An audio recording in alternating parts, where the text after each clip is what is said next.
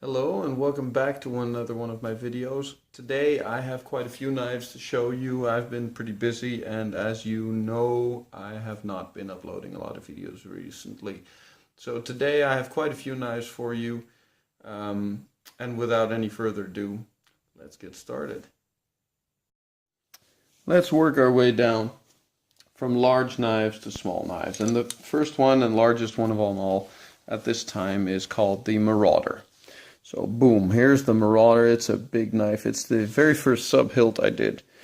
As you can see, it's all brass and steel, stainless steel pins, brass guard, brass, well, what do you call it? I don't know, index grip.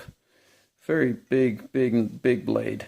It's 4mm thick blade at the spine, which is not very thick at all, but plenty. And a full flat ground blade, which terminates into a wicked edge. The handle is stabilized sycamore and stabilized walnut, and actually give you a very secure grip in one of three grips. First of all, there's the very frontal grip for fine work, then the standard grip using the sub-hilt or the furthest grip, which gives you a little bit extra chopping power. This thing will chop and will slice a mean bottle or cut whatever is put in front of you, really. So that's the Marauder. Some red liners nearby the guards. It's just a fun knife. I made it because it was just fun, and that's what it ended up as being.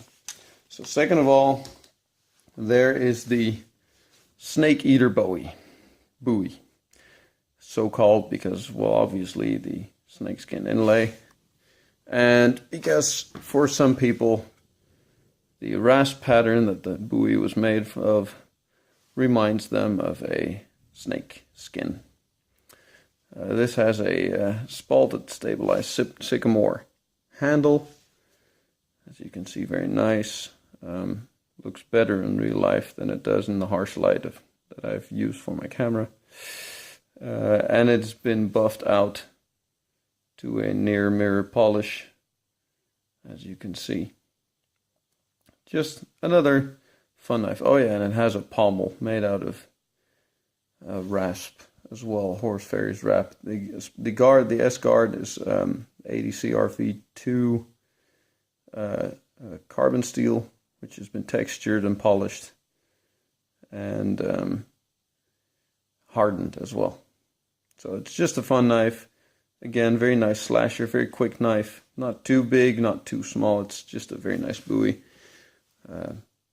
Maybe in the future I'll make something for belt carry for it as well. So that's the snake eater. Then there is the, I don't really know what to call this. It's a Western Eastern fusion style knife. Western grind, Western type blade, which is like a spear type blade, a dagger style blade. That has been polished on the buffer. The handle is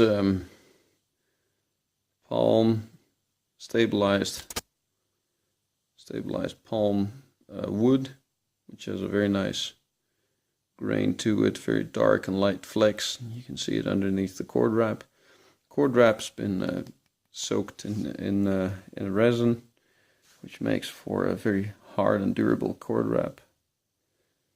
And the blade has been buffed out on a buffer, obviously, straight after grinding. This was by way of experiment to see what the buffing would do after grinding without any hand polishing in the meantime. The tang underneath the scales has actually also been tapered, and this is a very lightweight knife, and it balances quite nicely right around there. So just a fun quick knife. Lots of fun knives today. Next up is this utility or hunter style knife. Not really sure which one. The sheath has been tooled, and right hand belt carry, dual color. Then the blade itself is M390 with a satin finish at a Rockwell 61. Very hard, very durable steel, which will keep its edge for a long time. The bolster is dyed and stabilized redwood burl, which has been blue dyed, and the bolsters have been dovetailed, and the tang has been there you go, and the tang has been tapered for a little bit more balance, and the scales themselves are white micarta, which make for a very nice contrast with the bolsters. Very nice durable blade. Rockwell 61, great steel, just great skid steel. Then there is this one I like the most probably out of this batch. This is a little Undertaker, which some of you might have seen before in my videos. I've made a few of these, but this one comes with a pocket sheath, and this one's a little bit more flashy than most of my little Undertakers that I've done so far. First of all, the blade itself, as you can see, is a Damascus blade. But not just a Damascus blade, this is stainless steel Damascus by the company Damas Steel in Sweden, which make for some very nice but fairly pricey blades. As you can see, I've etched my logo into it quite deeply. Shows up nicely. The handle is hand jigged by me, white camel bone, and in the right light you can see there's a mosaic pin right in the middle there. Now the Damas steel has been etched all around the blade, all around the handle as well, for a nice bit of contrast, and you can see there are some blue liners in the between the scales and the steel. And this is just a pretty but very solid blade, also hardened up to Rockwell 61. Will make anyone just a lovely everyday carry knife. A bit fancy maybe more for a suit pocket, but it will hold up in daily use just as fine. That one has a little brother, also in a pocket sheath. Small blades do well in pockets, so I give them pocket sheaths. This one has a little brother in the same steel. A bit more difficult to catch on camera, this one. There you go. But it's the same steel and the same pattern. And the handle on this one is carbon fiber with a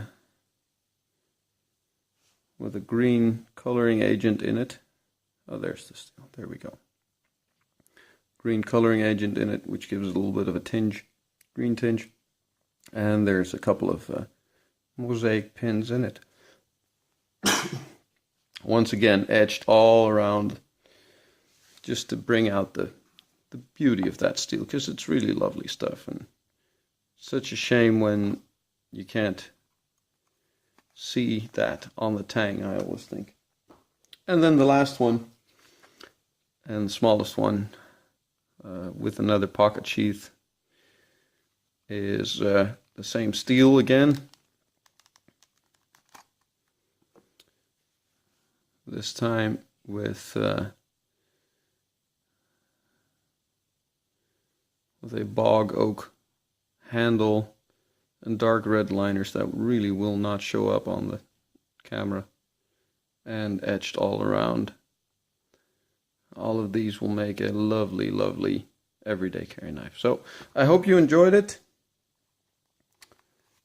And if you have any questions or comments or whatever, always happy to receive those.